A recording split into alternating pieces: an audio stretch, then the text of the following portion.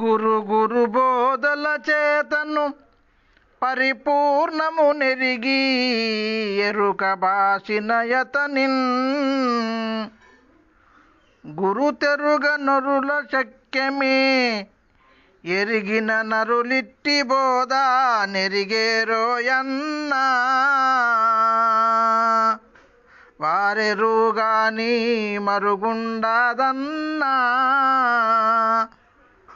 చిరుతా పాపని రీతి మరి పైచాచము బాతి తిరుగుచు నుండు వెక్కురు మాడికి గురుడెట్లు ఎరిగేరోయన్నా వారెరుగాని మరుగుండదన్నా. జై నిజ గురుభ్యో నమః. జై అమలాంబ సమేత అనుభవానంద రాజయోగీంద్ర ప్రభుస్వాముల వారి దివ్య చరణార విందములకు ద్వాదశి వందనములు సమర్పించుకొనొచ్చు.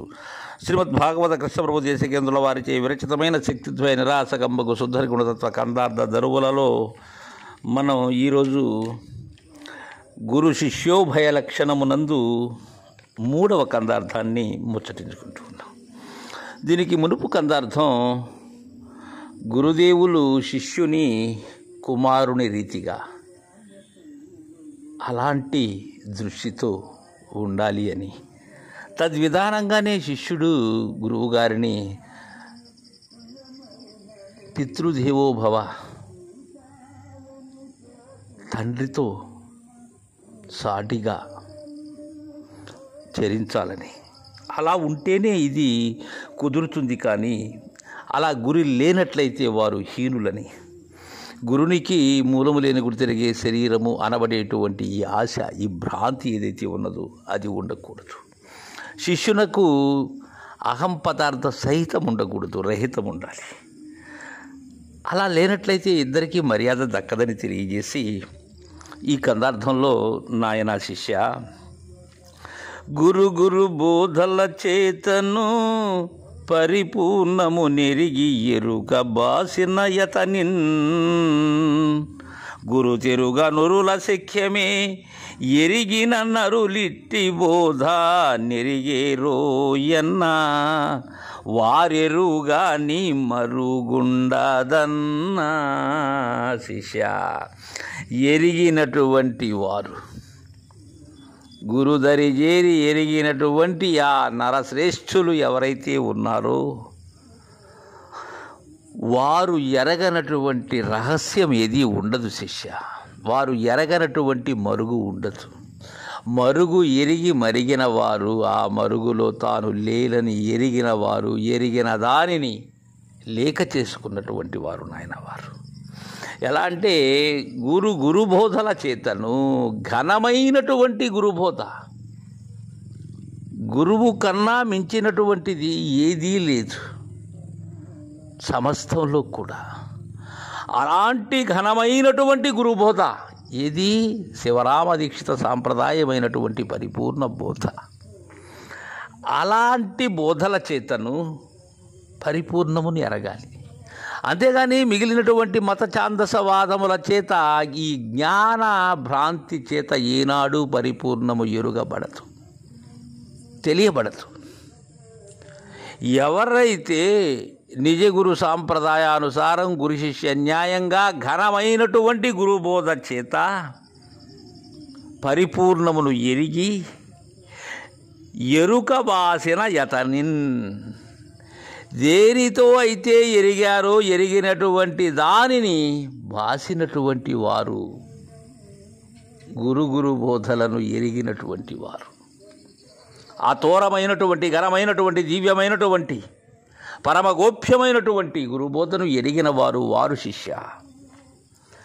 అలాంటి వారిని గురు తెరుగా ఒరుల శక్యమే. ఇతరులకు సాధ్యమా? వారెవరు, ఎలాంటి వారు, వారిని ఎలా సరిపోల్చుకోవాలి అని ఎరిగేందుకు ఇతరులకు శక్యం కాదు నాయన. ఎందుకని? ఇతరులు వారి దృష్టితో చూస్తున్నారు కావున వారిలాగే వీరు కనిపిస్తారు. అంతేగాని వారు గురు బోధలను కలిగినటువంటి వారిగా వారు భావించరు. అందుకే ఇతరులకు శక్యం కాదు, ఇతర సిద్ధాంతముల వారికి శక్యం కాదు, ఇతర భ్రాంతులతో మూలము లేని గుర్తిరిగే శరీరము చేసినటువంటి ఈ జ్ఞాన కర్మలతో ముడిపడి ఉండబడేటువంటిది ఏదైతే ఉన్నదో దానిని స్థిరీకరించుకున్నటువంటి వారికి ఇది సాధ్యం కాదు నాయన.